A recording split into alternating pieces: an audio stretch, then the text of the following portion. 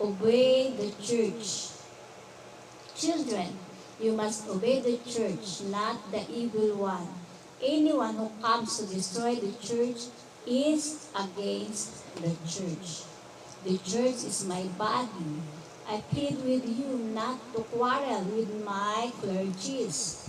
Rather, pray for them. I am the one who chose them and put them in their positions. Ayun po. So, kailangan nating sumunod sa ating church. Di ba po, yung 10 Commandments? So, kailangan po natin yung sundin.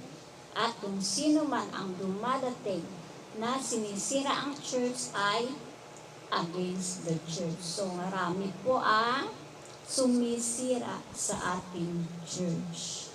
The church is my body. Yun. I plead with you, nakikiusap ang ating Panginoon. Huwag kayong makipag-away sa aking mga clergies. Rather, pray for them. Ipanalangin ang ating mga kaparean. Huwag nating awayin. I am the one who chose them and put them in their position. So, ang ating Panginoon ang pumili sa kanila at naglagay sa kanilang posisyon.